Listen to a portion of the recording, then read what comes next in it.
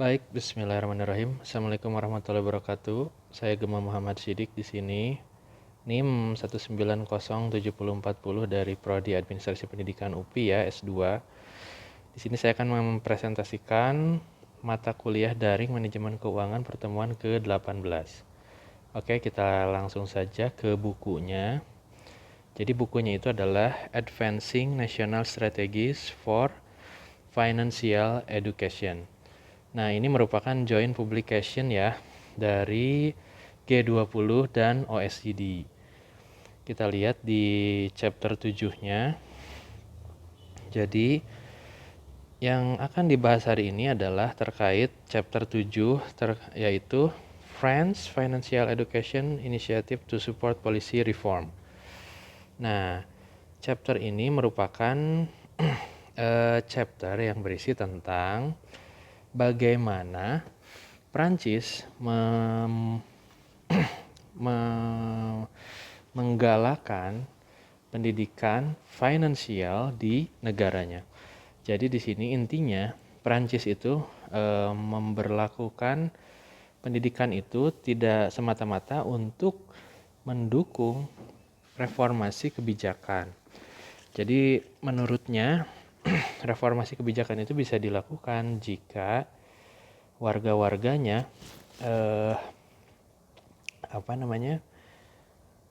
kompeten atau literat dalam hal finansial kayak gitu. Nah, kita lihat di sini ya. Jadi di sini ada beberapa hal. Pertama dari sisi jadi di sini Prancis berkolaborasi dengan beberapa aspek. Pertama ada Kementerian Pendidikannya, kemudian Bank Prancis. Lalu dia membuat ini sebuah inovasi berupa kota ekonomi dan keuangan gitu kan, Cité de l'Économie et de la Monnaie gitu ya. Kemudian ada komite yang membidangi pengawasan keuangan. Selanjutnya ada agensi Prancis dalam pengembangan. Kemudian ada juga Institut Pendidikan Keuangan Publik ya, dan banyak hal. Artinya di sini satu hal yang saya tangkap yaitu adalah bahwa pendidikan keuangan atau pendidikan finansial di Prancis itu dilakukan sangat serius. Dia berkolaborasi dengan berbagai pemangku kebijakan atau stakeholder. Ya di sana dia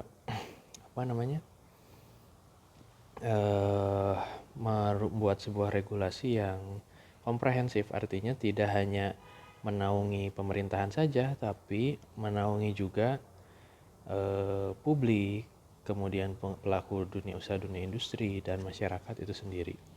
Nah, di sini saya menemukan beberapa hal bahwa sebenarnya di Indonesia pun, khususnya di Jawa Barat ya, telah memiliki skema itu. Jadi di Jawa Barat khususnya kolaborasi pun sudah dilakukan. Ini dalam berbagai aspek. Salah satunya adalah pendidikan finansial. Jadi Jawa Barat dalam hal ini memiliki skema pentahelix, yaitu menggabungkan akademisi, bisnis, komunitas, government, dan media, atau yang kita sebut dengan ABCGM. Nah, strategi pentahelix ini tentu diharapkan dapat menggabungkan seluruh stakeholder sehingga pendidikan yang diberikan di sekolah itu dapat bermanfaat. Jadi di makalah saya, tidak saya tampilkan di sini, disebutkan bahwa terdapat temuan dari Hogarth dan Kaori bahwasanya pendidikan finansial ini berhubungan dengan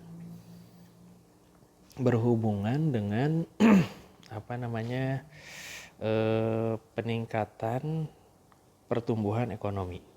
Nanti mungkin bisa dilihat di makalah saya, intinya seperti itu. Jadi pendidikan itu sangat berhubungan erat dengan pendidikan finansial, artinya memberikan kesadaran kepada masyarakat untuk mawas diri, untuk berkompeten dalam memilih keuangan. Nah, jadi dari situ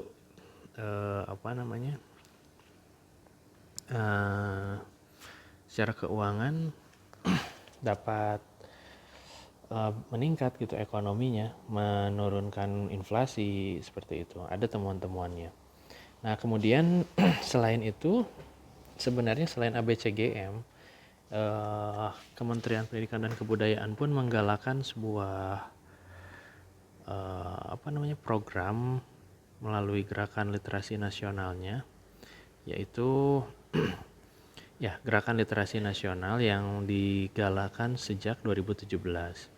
Di sini salah satunya adalah adanya literasi finansial. Kita bisa lihat di sini ya. Jadi sebenarnya literasi finansial itu di Indonesia pun sudah mulai digalakan. Nah, ini salah satu contohnya dari Kemdikbud. Nah, Kemdikbud sendiri di sini memberikan apa sih itu literasi finansial, kemudian kegiatan apa saja yang dapat dilakukan. Tentu ini bukan hanya kementerian, artinya Kementerian Pendidikan dan Kebudayaan pun di sini menggandeng OJK, kemudian adalah Kementerian Keuangan, seperti itu. Sini dijelaskannya, jadi Kemdikbud membuat sebuah materi bahwa apa itu literasi finansial, yaitu adalah pengetahuan kecakapan untuk mengaplikasikan pemahaman tentang konsep risiko, keterampilan, dan motivasi dalam konteks finansial. Nah, jadi di sini kita melalui literasi finansial disampaikan bahwa kita dengan terkuasainya literasi finansial dapat memilih dan memanfaatkan produk layanan jasa keuangan, memahami manfaat dan risiko, merencanakan keuangan lebih baik, seperti itu. Ya, jadi intinya sebenarnya yang ingin saya sampaikan adalah bahwa Kemdikbud pun, atau dalam hal ini Indonesia pun, sudah memiliki kebijakan tentang literasi finansial, yang artinya sebenarnya Indonesia pun ingin atau memiliki concern dalam meningkatkan pertumbuhan ekonomi, salah satu usahanya melalui literasi finansial, seperti itu.